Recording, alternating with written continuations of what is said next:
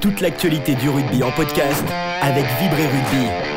Bienvenue à tous pour cette analyse un peu poussée de la 6e journée de Pro 2. Une journée qui a pas mal bougé les lignes au classement, on a eu des surprises et puis ça nous donne matière à discuter sur les équipes en forme. Alors pour ça, on s'est basé sur quoi ? Les comptes rendus des matchs évidemment, les analyses dans la presse spécialisée, quelques stats clés et puis le classement bien sûr. L'idée, c'est pas juste de donner les scores, mais de voir un peu ce qu'il y a derrière. Notre but aujourd'hui ? Essayer de comprendre les dynamiques, les tactiques qui ont marché ou pas, voir qui s'est illustré et comment ce premier bloc de match, il commence à dessiner la saison. Allez, on y va, on décortique tout ça. On va peut-être commencer par ce qui marque souvent les esprits en Pro 2, les victoires à l'extérieur. C'est jamais facile et quand ça arrive, c'est souvent significatif. Aurillac qui va gagner à Biarritz, par exemple, c'était pas forcément écrit. Ah non, effectivement. Cette victoire 19-13 d'Aurillac à Aguilera, c'est un petit événement. Le chiffre qui interpelle tout de suite, c'est leur défense. 91% de plaquage réussi, c'est énorme. Ça montre une vraie discipline, une rigueur de tous les instants. D'ailleurs, le staff d'Aurillac en parle comme de leur plus belle performance défensive depuis 2 ans. Et c'est vrai que ne pas prendre d'essai à l'extérieur, pour eux, c'était la première fois de la saison. Ah oui, quand même. Oui. Et puis, il y a le symbole. Ça faisait depuis janvier 2015 qu'ils n'avaient pas gagné là-bas. Donc, tu vois, c'est pas rien. Romain Condon-Pilier, il disait que c'était important pour relancer une dynamique. On sent bien qu'ils avaient coché ce match. Lucas Otna de l'arrière confirmait que la prépa était axée sur la rigueur défensive et les sorties de camp. Visiblement, ils ont respecté le plan. C'est ce genre de victoire, tu sais, tenir un score dehors grâce à la défense qui peut vraiment lancer une saison. C'est vrai que cette rigueur défensive, c'est souvent mentionné comme la clé. Et à l'inverse, pour Biarritz, perdre à domicile contre un concurrent direct, ça commence à faire mal au classement, non ? Ils sont 14e maintenant. Oui, clairement, c'est typiquement le match à ne pas perdre chez soi, surtout quand tu es déjà un peu en difficulté au niveau des points. Ça rajoute de la pression, c'est sûr. Autre victoire à l'extérieur, scénario différent, mais résultat tout aussi précieux. Vannes qui s'impose sur le fil à Dax, 16-15. Oui, et là c'est, l'histoire d'un joueur et d'une équipe qui sait gérer. Le joueur, c'est Anthony Boutier, l'arrière de Vannes, formé à Dax, qui revient chez lui et qui claque 11 points, dont les pénalités de la gagne. Ah oui, le coup classique. Dur pour Dax. Ah oui, très dur. Mais au-delà de ça, c'est Vannes qui a montré une maîtrise assez bluffante. Jean-Noël Spitzer, l'entraîneur, parlait de pragmatisme. Et c'est exactement ça. Jeu au pied pour occuper, grosse discipline pour pas donner de points faciles, et il capitalise sur les fautes adverses. Et ça contraste beaucoup avec Dax en fait. Les Dacois, comme d'hab, ils ont mis une énergie folle, beaucoup d'envie, mais voilà, quelques imprécisions techniques, des fautes au mauvais moment. Et ça, en Pro D2, ça pardonne rarement. Résultat, il reste dernier avec un seul point. C'est la loi du genre, quoi. L'envie seule, ça suffit pas toujours face à la précision. C'est intéressant cette opposition, l'intensité contre la gestion. Et Vannes, du coup, se place super bien en haut. Et puis alors, il y a eu ce match un peu fou à Grenoble où Provence Rugby a retourné une situation qui paraissait compromise, on va dire. Là, ça devient vraiment intéressant. Ah oui, Grenoble-Provence Rugby, c'est le match qu'on n'attendait pas comme ça, quoi. Mi-temps, 23-10 pour Grenoble. Le Stade des Alpes est plutôt confiant, on se dit, l'invincibilité à domicile va continuer. Et là, le petit grain de sable. Carton jaune pour Zafra Tarazona à la 46e, et ça change tout. Le tournant du match, clairement. Exactement, Provence, ils sentent le coup. Au lieu de se crisper, ils accélèrent, et hop, 2 essais coup sur coup par Sionetui et Nathan Pez, et les voilà devant, 24-23. Le capitaine aixois Stéphane Pérez a dit un truc juste. On a su garder notre calme et respecter notre plan de jeu. C'est fort de réussir ça dans ce contexte. Alors qu'à l'inverse, Grenoble, ils se sont un peu liquéfiés. Fabien Jean-Jean Barker, le coach, était d'ailleurs très déçu. Il parlait d'indiscipline et de beaucoup trop de ballons perdus. En gros, ils leur ont donné les bâtons pour se faire battre. C'est fou comme un carton peut dérégler une équipe, surtout à domicile. Et pour Provence, gagner comme ça contre un gros à l'extérieur, après avoir été mené de 13 points, ça va être un sacré boost pour la confiance, ça. Ah, mais complètement. C'est le genre de victoire qui soude un groupe et qui envoie un message à tout le championnat. Attention, Provence est capable de taper n'importe qui, n'importe où. Après ces exploits en déplacement, revenons un peu sur les équipes qui ont assuré à la maison. Le leader, Colomiers par exemple, a été assez tranquille contre Agen, non ? 31-5. Oui, Colomiers, ils continuent leur petit bonhomme de chemin avec beaucoup de maîtrise. Ils ont tué le match assez vite en fait, 2 essais rapides en début de partie. C'est un peu leur signature, démarrer fort pour prendre les commandes. Offensivement, ça tourne bien, c'est la meilleure attaque en points, mais c'est surtout leur défense qui impressionne. Un mur infranchissable, c'est ce qu'on lisait. C'est ça. Et Agen n'a jamais vraiment trouvé la clé. Aurélien Bécaud, le 3e ligne, disait « On a répondu présent collectivement » et Julien Sarroute, l'entraîneur, ajoutait « On marque 2 essais très vite et derrière on gère ». Ça paraît simple, mais bon, ça demande une discipline collective énorme. D'ailleurs, ça plaît. Record d'affluence battu au stade, 5877 spectateurs. Le seul petit point noir, et c'est intéressant qu'ils le disent eux-mêmes via Florian Nico, l'entraîneur des arrières, c'est l'indiscipline. On prend trop de pénalités. Tiens, c'est paradoxal ça. Une équipe si bien organisée, mais qui fait trop de fautes. C'est peut-être le revers d'une défense très agressive? Ou juste un point à travailler pour être encore plus fort? C'est une bonne question. Ça peut être lié à cette pression constante qu'ils mettent, qui les fait parfois aller à la faute. Ou alors, oui, un axe de progression sur la concentration. Mais bon, malgré ça, ils sont leaders avec 22 points.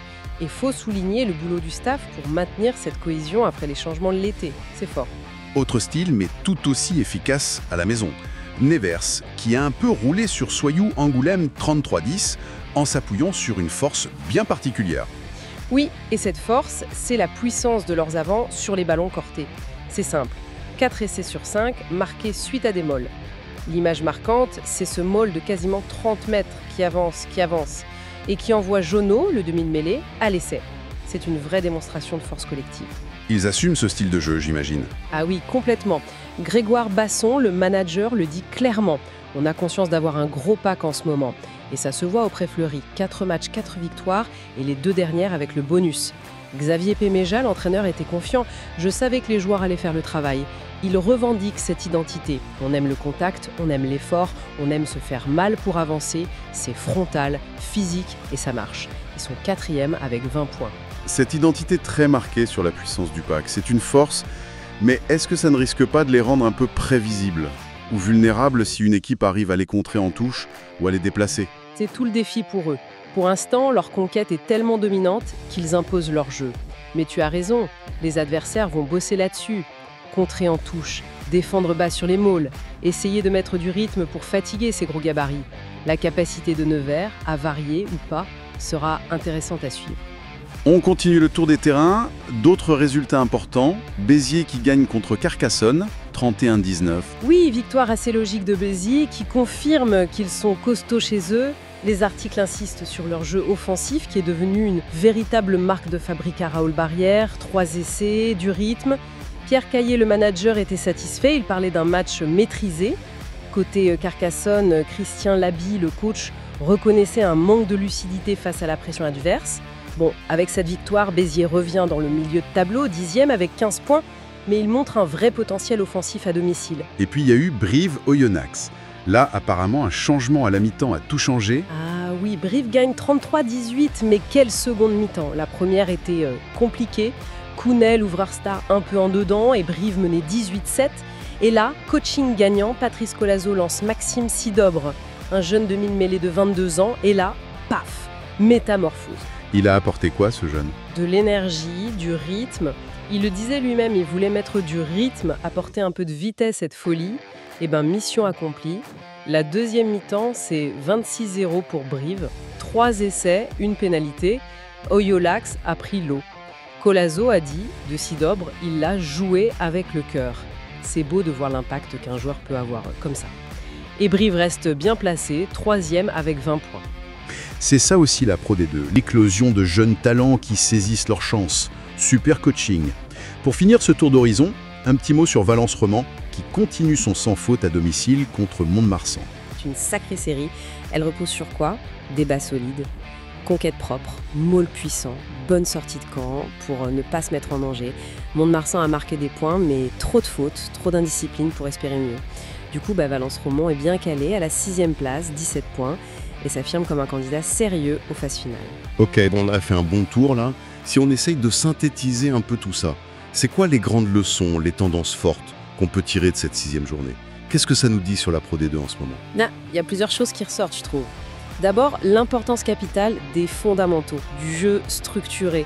Que ce soit la défense de Colomiers ou d'Aurillac, la puissance de Dimol de Nevers ou de Valence Roman, la maîtrise tactique de Van, on voit bien que les équipes qui gagnent sont celles qui maîtrisent ces bases. Ce qui est fascinant ici, c'est de voir comment ces fondamentaux, qu'on trouve parfois un peu moins spectaculaires, eh bien c'est ça qui fait la différence dans ce championnat si serré.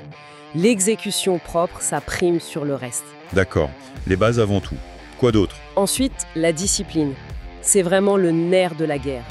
Grenoble y perd en partie là-dessus, avec les fautes et les ballons perdus. A l'inverse, Vannes ou Béziers y construisent leur succès sur les pénalités. Et même Colomiers, le leader, sait qu'il doit progresser là-dessus. C'est trouver le bon équilibre, être agressif sans être trop pénalisé. C'est un fil rouge constant en Pro D2, ça. Tout à fait. Troisième point, la défense. C'est la clé pour aller chercher des points à l'extérieur. L'exemple d'Aurillac à Biarritz est parfait. Sans cette solidité défensive, c'est quasi impossible de voyager sereinement. Et enfin, ça rejoint un peu le premier point, c'est la précision dans l'exécution qui fait la différence. Provence qui exploite sa supériorité numérique, Sidop qui dynamise Brive avec des gestes justes, Vannes qui gère sa fin de match. Dans des matchs souvent au couteau, c'est cette capacité à faire le bon geste au bon moment qui fait pencher la balance. Le talent seul, ça suffit pas toujours. Très clair. Et quand on regarde le classement, ça confirme cette bataille hyper serrée. Colomiers premier avec 22 points, mais Vannes juste derrière à 21. Puis Brive et Devers à 20.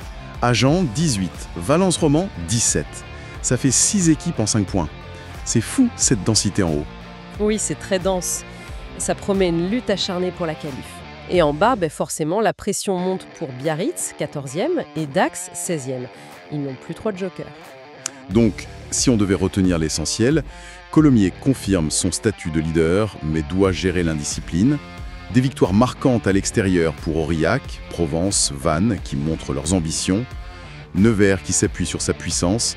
Et, de manière générale, la confirmation que la structure, la discipline et la précision sont reines cette saison en Pro D2. C'est exactement ça. Ce début de saison, on récompense vraiment les équipes qui ont un plan de jeu clair et qui arrivent à l'appliquer avec rigueur. Le collectif prime. Mais ça pose la question pour la suite, évidemment. Est-ce que ces équipes vont réussir à maintenir ce niveau d'exigence, cette rigueur, sur toute la durée de la saison? Parce que gérer la fatigue, les blessures, la pression qui monte, c'est ça le vrai défi de la Pro D2. La question, c'est pas seulement qui a les armes, mais comment vont-elles tenir sur la longueur? Verrons-nous des ajustements tactiques, des équipes capables de se réinventer, ou est-ce que la clé sera la constance absolue dans l'application du plan? C'est peut-être ça qui fera la différence au final. Une réflexion super intéressante qui nous laisse sur notre faim et qui donne envie de voir la suite. Voilà qui termine notre analyse de cette 6e journée de Pro D2. Une journée riche en enseignements et qui pose déjà beaucoup de questions pour l'avenir.